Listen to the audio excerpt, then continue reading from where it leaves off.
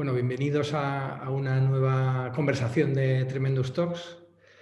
La verdad es que esto está siendo toda una aventura porque empecé con estas entrevistas, conversaciones, cuando estábamos todos confinados y encerrados en casa, y lo he seguido incluso después del verano, incluso ahora después de Año Nuevo. Estamos ya en pleno 2021 y aquí estamos y la verdad es que muy ilusionado hoy también porque, bueno, la idea es tratar un tema que no sé si todo el mundo lo conoce, pero que cada vez, al menos en el mundo en el que nosotros nos movemos o que se mueve Vico, suena más, que es la sociocracia, ¿vale? Entonces, siempre que hay un tema interesante hay que buscar gente que sabe mucho acerca de este tema y que son realmente expertos, y pues tenemos aquí a dos grandes expertos en la cuestión, ¿no? Voy a hacer la presentación. Por un lado, José Ramón Díez, o Joserra, ¿no?, más conocido como Joserra, y por otro Ángela Cardoso.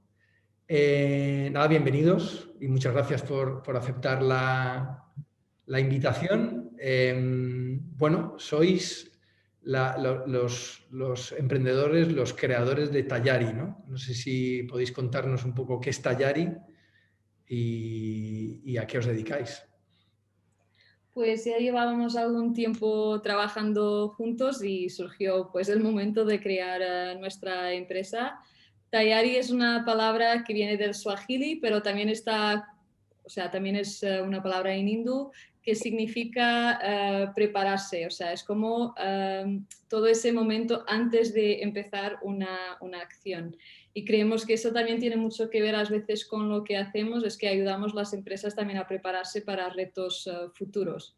Entonces, hacía como mucho sentido de hablar de Tayari. ¿Y qué tipos de retos? Entiendo que son retos, son cambios, mejoras, digamos, internas, externas. Ahí, Joserra, ¿nos puedes contar? Sí. Sí, llevamos nosotros mucho tiempo trabajando en transformación ágil, principalmente desde la perspectiva ágil del desarrollo de software, de la visión de la agilidad de negocio, y es un poco lo que es nuestro foco, trabajar con las organizaciones que están en transformación. Pues trabajamos desde el liderazgo, el cambio de cultura, el desarrollo de software ágil, desde la gestión hasta las prácticas técnicas. Oye, y ahora entonces el tema es la sociocracia. Ese es el tema. Es la gran cuestión. ¿Qué es exactamente? ¿Podéis así, sobre todo pensando un poco en las personas que quizá no lo hayan oído nunca o hayan oído algo de música, pero no tengan muy claro, ¿nos podéis explicar en qué consiste esto de la sociocracia? Sí. Igual empezar por una clarificación que sociocracia quiere decir el poder de los asociados. ¿Vale? O sea, no confundir mucho con medios de producción que son centralizados, sino es el poder de las personas de ese grupo. ¿Vale? No se asume que hay una propiedad común entre los socios, sino que la autoridad de gestionar pues, la organización está distribuida. No sé si quieres igual dar alguna información más, así como lo identificarías tú. Sí, al final la sociocracia es un modelo de gobernanza que a la vez es dinámica, en el sentido de que busca ser muy adaptable a las circunstancias y a los socios, a las personas que están en esa organización. Entonces, una de las claves es que trabaja con una autoridad muy distribuida, donde se busca que las personas sean equivalentes y que todas las personas que están afectadas por una decisión participen en ella. De Entonces, acuerdo. ahora que se habla, ahora decía, no, está de moda, se oye mucho, claro, se oye mucho de hablar de participación, de motivación a los trabajadores. Entonces, aquí lo que hace este sistema para eso es crear esa autoridad distribuida. Distribuimos la toma de decisiones entre la propia gente, lo cual tiene muchas implicaciones en la responsabilidad, en la motivación, etc. Vale, o sea que realmente es como son un conjunto de prácticas o una filosofía, ¿no?, para realmente cambiar una organización y distribuir la responsabilidad, ¿no?, y Sí, dotar de más autonomía a las personas que trabajan en ella, ¿no?, probablemente, ¿no? Vale. Y claro, yo lo que veo es que hay como tres principios, ¿no?, bastante interesantes. Luego, yo creo que a lo largo de la conversación los vamos a desmenuzar. Claro, yo entiendo que tiene muchos factores, muchos elementos, pero hay tres principios, ¿no? Uno es la toma de decisiones por consentimiento, ¿no? Otro es la creación de este formato de los círculos y luego este doble enlace, ¿no?, entre círculos, ¿no? Estos son los 3 principios básicos. ¿Hay alguna otra cosa más que consideréis importante, un poco que está como en la esencia y en el ADN? Sí, bueno, sin entrar en muchas terminologías entre principios, elementos, patrones, todo eso, diría que a lo que has dicho añadiríamos pues las elecciones sin candidato por consentimiento. Bajo vuestro punto de vista, ¿qué tipo de problemas, retos, situaciones que hay en las organizaciones ayuda a resolver la sociocracia? O sea, ¿por qué creéis que realmente es algo que mejora el funcionamiento, vamos a decirlo, más tradicional de las organizaciones? Yo diría que primero es una, o sea, es una cuestión de transparencia, de cómo tomamos normalmente las decisiones. Creo que muchas veces esperamos que determinadas personas tomen el liderazgo en tomar determinadas decisiones, que puede ser pues un líder o simplemente alguien que no aguante el silencio, que nadie decide nada. Y creo que esto es algo muy potente porque con el consentimiento también tenemos varias rondas y entonces las personas están como invitadas también a participar. Por otra parte, creo que lo que es muy potente del consentimiento es que se termina el problema de las mayorías o de las minorías. Y creo que esto es súper potente porque sabemos que cuando votamos por mayoría, al tener una mayoría estamos creando una minoría de personas que no están pues muy alegradas igual con la decisión. Sí, aquí es importante también distinguir el consentimiento del consenso, que quizá es la primera idea que tenemos de toma de decisiones si no conocemos lo que es el consentimiento. El consenso es cuando todos estamos de acuerdo, vamos a hacer esto y todos estamos completamente a favor, es nuestra opción favorita, ¿sí? Entonces hemos llegado a la unanimidad, ¿no?, que podíamos llamar. Eso tiene el problema de que suele costar mucho trabajo conseguirlo. Tenemos que ponernos todos de acuerdo, hay que buscar la propuesta adecuada, etc. La mayoría, como decía Ángela, tiene el problema de que podemos tener al 49% en contra, que lo solucionamos de una manera un poco naif en las organizaciones diciendo, bueno, pero es la decisión del equipo. Ya, pero estaban en contra. Pero como es del equipo, bueno, sí, pero en realidad estaban pensando en contra, ¿no? El consentimiento lo que busca es tomar las decisiones rápidas y tomamos las decisiones cuando no hay objeciones para tomarla, es decir, cuando no hay razones en contra para no tomar esa decisión. Entonces, lo que hacemos es ampliar el área en la que el grupo de personas, que no olvidemos, hemos dicho al principio, son equivalentes, es decir, todos tienen el mismo poder de decisión en ese equipo o círculo en el que estamos trabajando, todos toman la decisión porque no encuentran razones para no hacerlo. ¿Qué esperamos? ¿Qué se espera de un grupo de personas que toman razones por consentimiento? Que siempre ponga las objeciones cuando ven razones por las que una decisión puede ser perjudicial para la organización o para las personas. Entonces, siempre tenemos más área donde nos ponemos de acuerdo, pero también nos aseguramos de que siempre escuchamos los posibles problemas con las decisiones. Claro, yo entiendo que gracias a ello, a priori deberíamos ser capaces de tomar mejores decisiones, ¿no? Porque probablemente hay más sensibilidades o puntos de vista involucrados, ¿no? Y además ayudamos a que esas decisiones, aunque no todo el mundo esté plenamente satisfecho con ellas, ¿no?, algunos, aunque no lo estén, consideren que son suficientemente buenas o que no generan problemas, ¿no? Esa es un poco como la filosofía. Entiendo que esto lo que ayuda y permite es que en determinados momentos, ¿no?, aumentes más la participación de los equipos, de las personas en la toma de decisiones, pero que al mismo tiempo no se eterniza, ¿no? Claro, y toda esa toma de decisiones, ¿no?, basado en ese modelo del consentimiento, se establecen, se deciden en una unidad, ¿no?, en una composición, ¿no?, que es el círculo, ¿no?, que es otro de estos elementos, ¿no? ¿Qué es exactamente un círculo? Es como un departamento, un área, sustituye a un área, un departamento, rompe con las áreas funcionales tradicionales de la organización. ¿Es así? ¿Podéis escribir un poco para que entendamos exactamente, igual tú, Ángela, puedes trasladar un poco la filosofía que tienen los círculos. Muy sencillamente es una manera de delegar influencia y actuación de un dominio específico a un grupo de personas. Después, cómo esto se pega en un modelo tradicional de organización o cómo se hace, ya es algo que creo que va más allá del sociocrático. Esto es, estamos muchas veces con organizaciones que están todavía en un proceso de cambiar de un enfoque a procesos a un enfoque a producto y servicio, ¿vale? Entonces, hacer un copy o una copia, pegar y de sociocracia a un departamento de, no sé, de marketing o de recursos humanos o de finanzas, no estoy diciendo que no pueda tener sus beneficios, que creo que sí, pero no es suficiente para responder a todos los retos que se encuentran las empresas en este momento. Por eso que nosotros también trabajamos mucho con Sociocracia 3.0 porque va a hacer este alineamiento entre la sociocracia y las metodologías ágiles. Vale, esto es interesante. O sea, Sociocracia 3.0. Vale. Entonces, que lo que hace es como inspirarse, ¿no?, en los planteamientos sociocráticos de origen, luego hablaremos un poquillo de ellos, y lo engarza con el mundo Agile y con las organizaciones modernas, podríamos decir, organizaciones, empresas modernas, podríamos decir. Ese es un poco como el esquema.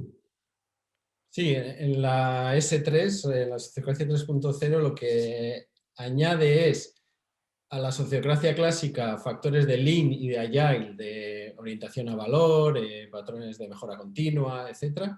Y todas esas ideas además las divide en pequeñas herramientas, en patrones que podemos ir incorporando en nuestra organización para hacer el cambio de manera incremental.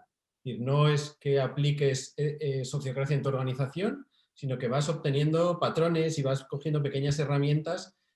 Una, por ejemplo, puede ser la toma de decisiones por consentimiento. Bueno, pues la coges y la incorporas a tu equipo. Otra, pues puede ser, pues hay desde patrones de introducción de la propia sociocracia en las organizaciones, patrones de colaboración, cómo crear propuestas, o patrones de toma de decisiones.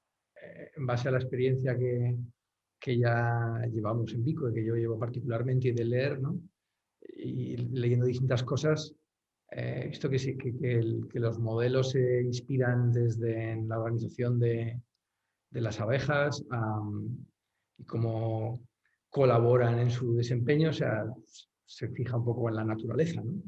Incluso en el siglo XIX cómo se organizaban los cuáqueros en Estados Unidos, modelos educativos como bastante innovadores, ¿no? O sea que esto quizá no era Sociocracia 3.0 que mencionabais antes, ¿no?, pero muchos de los preceptos vienen desde hace ya bastante tiempo, pero tampoco da la sensación, ¿no?, que hayan tenido excesivo éxito en implantación. Quizás sí que hay como elementos, ¿no?, de esta filosofía que están presentes, pero no es una presencia muy mayoritaria, ¿no? ¿Por qué consideráis o pensáis que esto no está ocurriendo, ¿no? Porque a priori, nosotros por lo menos en lo que estamos haciendo en Vico, le vamos viendo ventajas importantes, ¿no?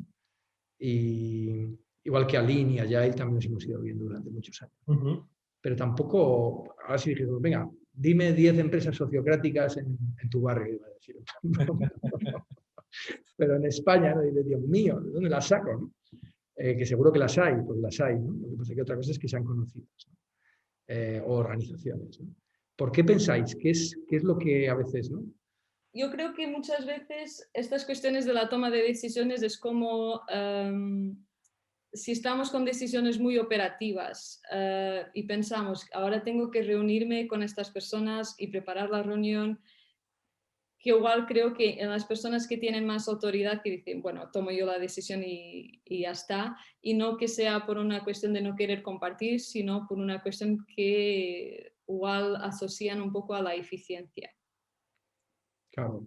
Y es mi sensación. No digo que sea la raíz del problema, pero a veces es un poco mi sensación. También Y, bueno, quizá un punto que acabas de mencionar, ¿no?, que antes que hay mucha gente que tiene la autoridad para decidir, ¿no?, y está acostumbrado a hacerlo, y ahora el modelo es más complejo, más laborioso y no depende de él, y quizá ahí, ¿no?, hay como una delegación, una cesión, ¿no? más que una delegación, porque delegar no, porque probablemente estén también involucrados, pero hay una cesión de la responsabilidad y la toma de decisión.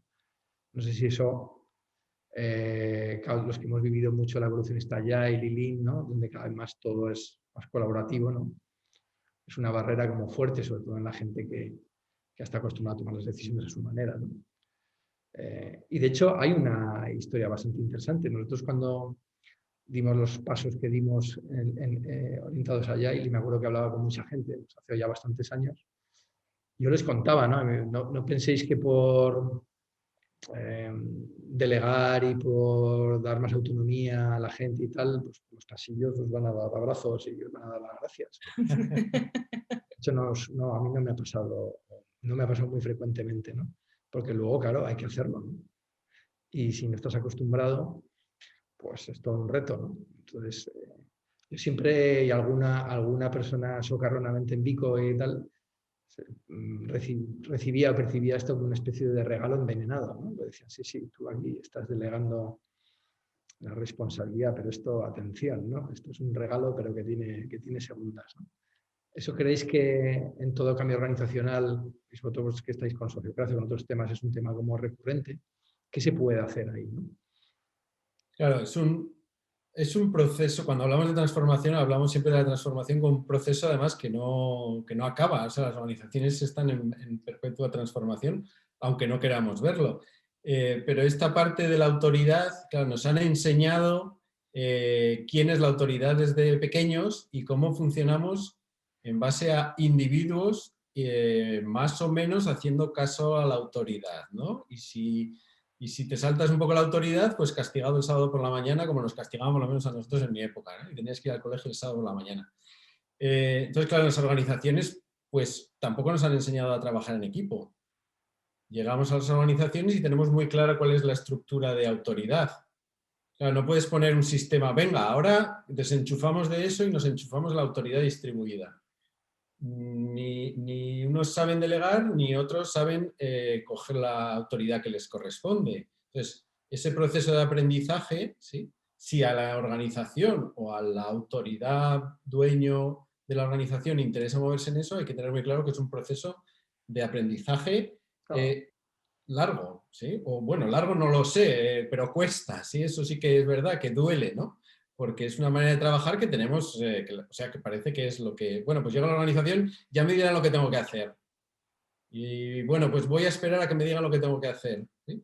Y en la otra visión también, ahora tengo unas responsabilidades, voy a decir a la gente qué tiene que hacer para que esto funcione bien, ¿no? Y entonces ese aprendizaje lo tenemos muy, muy grabado en la cabeza.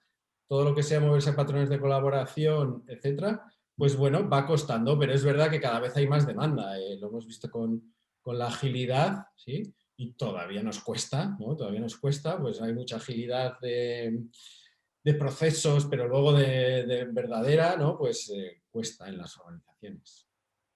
Sí, al final también creo que muchas veces, o sea, cuando cogemos una responsabilidad, hay la cuestión también de pensarnos si tenemos las habilidades para.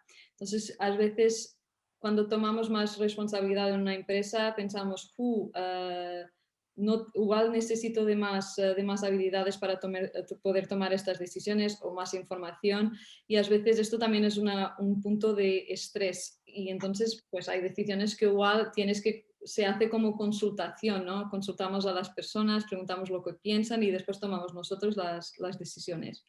Y aquí lo que intentamos hacer es que, pues, igual hay decisiones que están como enfocadas en un rol, que no es porque estamos con sociocracia que todos son círculos. También podemos tener, pues, determinadas decisiones que están enfocadas en un rol específico, pero por lo menos nos dan la posibilidad de tomar decisiones que sean más inclusivas y que tengan un espectro pues, más amplio, que sea una decisión, pues, en mi punto de vista, mejor. Claro. Fíjate que nosotros en la experiencia que acumulamos, que es como más o menos pues de un año si llega, ¿no? Yo creo que, por lo menos, claro, porque luego todo esto tienes que entrenarlo. O sea, la sensación que tengo yo es que todavía nos cuesta. O sea, a la hora de trabajar en este modelo de círculos y de consentimiento, nosotros hemos ido delegando ciertas tareas y responsabilidades en una serie de círculos. Y como, por ejemplo, pues el documentar y definir un modelo básico de carrera profesional, que son temas complejos, ¿no? O incluso también como, bueno, nos pilló en plena pandemia la necesidad de adaptarnos un poco a ese nuevo contexto, ¿no? En lo que es el lugar de trabajo y, bueno, habíamos creado un círculo con una finalidad, que se llama el círculo del día a día, con la finalidad de mejorar un poco nuestro espacio de trabajo, pero cuando llegó el tema del virus y todos estamos desde casa, pues tuvimos que cambiar un poco sus prioridades, ¿no? La realidad es que luego han ido trabajando y mi impresión es que ha costado hacer las cosas, pero luego ves no solamente las decisiones que han tomado, sino que han implementado determinados y han preparado determinados modelos, procesos, han repensado cosas, ¿no? Y las han documentado, ¿no? O las hemos documentado en los círculos. Pero los artefactos, los elementos, los resultados son como muy sólidos. Es mi impresión, al menos, ¿no? Fruto, yo creo que del modelo y de que luego la gente realmente se lo toma muy en serio, lo cual es como bastante importante, ¿no? Tomar conciencia, yo creo que si combinas, ¿no?, un modelo de trabajo más o menos entendible, ¿no?, con esa delegación sincera y honesta, ¿no? Porque yo creo que eso es clave, ¿no? Sí. Y luego retos realmente importantes para la organización. No sé, la impresión es que los resultados que pueden salir son como bastante interesantes, ¿no?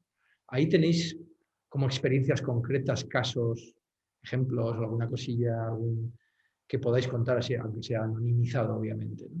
Pero donde veáis que este tipo de planteamientos funcionan bastante bien. Lo digo porque a veces es tan abstracto esto que hasta que no lo ejemplificas, ¿no?, sobre todo para los más profanos, cuesta un poco entenderlo, ¿no?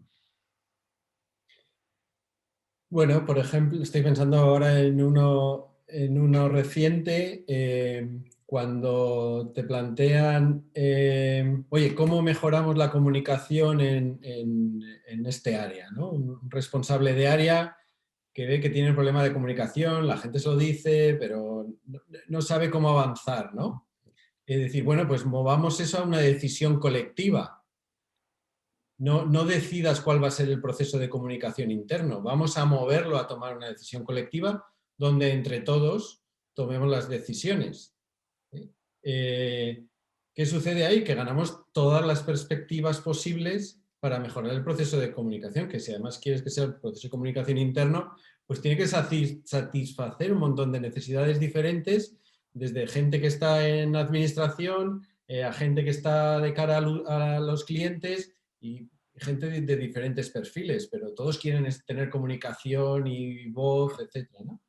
Entonces ahí construyes un proceso colaborativo que da esas perspectivas y tomas las decisiones conjuntos. Sales con una solución que es mucho mejor que la que podía haber ideado solo una persona pensando en, sí, no, yo voy a tener en cuenta a todos, pero eso no es posible, ¿no? No, siempre tenemos un foco, una ceguera, aunque no la... Claro, claro. En vuestra experiencia, ¿cuáles son los ya sé que es difícil porque llegáis y, como decías tú, Ángela, cada terreno es diferente, ¿no? Entonces, tú llegas a un sitio, observas una organización, pero pensemos en una organización no como Vico, sino, por ejemplo, alguien más tradicional estructuralmente. ¿Qué diríais? ¿Cuáles serían como los primeros pasos para empezar con esto? ¿Hay que empezar de puntillas? ¿Hay que hacer un Big Bang? Me imagino que ahí dependerá, ¿no? Pero bueno, ¿qué pasitos o qué pasazos daríais? ¿O cuáles serían las primeras cuestiones esenciales para arrancar con este mundo socioperático? Yo creo que lo que dices es súper importante porque, por ejemplo, en Vico ya tenéis mucho la costumbre de crear experimentos. O sea, ya tenéis una cultura bastante de experimentación. Y entonces esto vos ayuda mucho, pues creo que no solo en términos de sociocracia, pero en otras cosas. En la mayor parte de las empresas o organizaciones en que nos movemos, las personas, o sea, no saben que el territorio que se mueven igual no es tan propicio a esos experimentos. Entonces hay una cuestión también que es mucho más de miedo, vamos a decir, de ahí se nos sale bien, cuáles son las consecuencias y como no experimentan mucho, tampoco tienen información de experimentos que han pasado anteriormente para decir, no, es que llevamos muchos años haciendo experimentos y todos fallan. No, es que no experimentan, entonces están mucho en la incertidumbre. Creo que una de las primeras cosas es tomar conciencia de sus problemas actuales, por qué, el para qué y cómo, qué es lo que quieren hacer. Y después empezar a veces con experimentos muy pequeños. Yo he estado en organizaciones muy grandes y es lo que digo, solo poner rondas ha ayudado mucho porque no estaban acostumbrados a tener eso. Entonces hay que empezar un poco pues, por esa cuestión de, vale, ¿cuáles son los problemas actuales que tienen? Si hay transparencia hasta para hablar de los problemas actuales en grupo, porque ni siempre es así. Muchas veces es como hay la reunión y después hay la segunda reunión cuando salimos de la reunión, que es lo que se pasa en el pasillo o igual en el momento del café. Sí, Y que luego las decisiones se toman en otros lugares, ¿no? en otros lugares, sí. Entonces creo que el primero es, o sea, tomar conciencia de cuáles son los problemas actuales de la organización y cómo se toman las decisiones dentro y fuera de la sala, y también cómo se ve la concreción de esas ideas, porque creo que también uno de los valores de la sociocracia es que al tener las personas implicadas en el problema y en la solución, la operacionalización de la decisión tampoco es un problema. Pero ahí cuando decidimos la estrategia desde de una perspectiva muy lejas y después vamos a desdoblar los 21 objetivos estratégicos en 400 o 500 proyectos que llegan a los equipos y no saben cómo priorizar, o sea, esas decisiones también no tienen mucho sentido. Entonces entender que igual estas decisiones están desconectadas con el día a día es un problema que tienen que enterarse y querer abordar, porque muchas veces se enteran, pero no tienen a veces coraje de ir hacia ahí. Yo creo que esto sería como la primera parte, tomar conciencia de los problemas. Sí, luego una cuestión fundamental es, con estos cambios de transformación en general, es hacer mucha invitación. Podemos imponer un sistema diferente. Es verdad que el sistema lo vamos cambiando, pero también tenemos que invitar a la gente a que se sume a los cambios, ¿no? Que estén relacionados con ellos, incluso co-creando los cambios, ¿no? Para ir gestionando ese cambio de la organización. Porque ahí cuando hablas de invitación, porque claro, esto es algo voluntario, esto es algo optativo, es algo... Entiendo que tú cuando involucres a la gente, no sé, o sea, me parece muy interesante, me gusta mucho lo que dices, Ángela, es el para qué. Yo creo que eso es esencial, es la primera pregunta. Oye, sí. Imagino que vosotros como consultores, ¿no? Llegáis y dices, bueno, aquí qué esperáis de nosotros, para qué hemos venido aquí, qué es lo que tenéis que mejorar, ¿no? Y luego esa invitación, que dices que es, claro, es dotarte un poco de la gente que esté por la labor, al menos en momentos iniciales, o que percibas que realmente pueden subirse al carro de una manera más o menos rápida, o cómo soléis hacer esto. Claro, si estamos diseñando primeros experimentos de cambio, proyectos piloto, pues hay que buscar gente, invitamos a la gente a que se sume a ese proyecto de cambio, ¿no? Decir, oye, vamos a probar esto. Claro, si cuentas con gente, tú vas a probar esto. Claro. No es lo mismo, ¿no? Dice, y ahora esto no es una cosa más que hacer. Eso, ya me han puesto otro proyecto de los 20 que tenía, ¿no? Entonces, tratamos de que esa sea una invitación. Uno de los patrones de cambio, de traer, de introducir la S3 en las organizaciones es el Open Space. Es hacer un Open Space, un sitio donde todo el mundo va a tener voz para plantear aquello sobre los retos que tiene la organización o cómo introducir la propia sociocracia, ¿no? Como trabajamos en Vico. De ahí sacas un montón de ideas, pero han sido ideas que han sido generadas por invitación. El Open Space nunca puede ser obligatorio o no sería un Open Space. Entonces, todas esas ideas son las que trabajas después para continuar el cambio. Oye, ¿y qué opináis dentro de 10 años o 15 años, cuando volvamos a hacer otro? Pues yo seguiré haciendo tremendos talks de estos, imagínate. Y entonces volveremos a hablar y digo, oye, vamos a volver a hablar de la sociocracia porque esto ya ha cambiado radicalmente. ¿Consideráis o pensáis que será o muchas de estas cuestiones, ¿no?, que estamos hablando hoy, una práctica habitual, algo muy extendido en la organización, no sé si dentro de 5, 10, 15 o 20 años, pero sí que lo veis como un patrón ampliamente extendido en un futuro no demasiado lejano dentro de las organizaciones y particularmente dentro de las empresas. Yo creo que sí. Hoy en día ya hay una demanda de las organizaciones de crear nueva cultura, equipos multidisciplinares, que se escuche a la gente, ¿no? Nuevos enfoques desde departamentos de recursos humanos. Todo eso está ahí, ¿no? Lo que no ha cogido todavía muy bien es en qué agarrarse y cómo cambiar, ¿no? La agilidad agarró esto también desde que yo creo que fue un poco Frédéric Laloux empezó a hablar de las organizaciones TIL un poco como visión, ¿no? La sociocracia da respuesta a muchas de esas cosas, ¿sí? Probablemente no en todos los sitios ni a todas las respuestas, eso seguro, pero sí trae muchas cuestiones que nos pueden ayudar a movernos en esa dirección. Entonces, si engancha o no, pues ya no sé de qué dependerá, pero que hay buenas herramientas aquí para trabajar todos estos temas, yo no tengo duda. Sí, también con la cuestión de cada vez hay más incertidumbre de mercado, ¿no? O sea, nos encontramos con mucho más incertidumbres de los competidores que pensabas que tenías igual no son, o sea, la competición no viene ni siquiera de tu mercado, viene de otro mercado que no tiene nada que ver con el tuyo.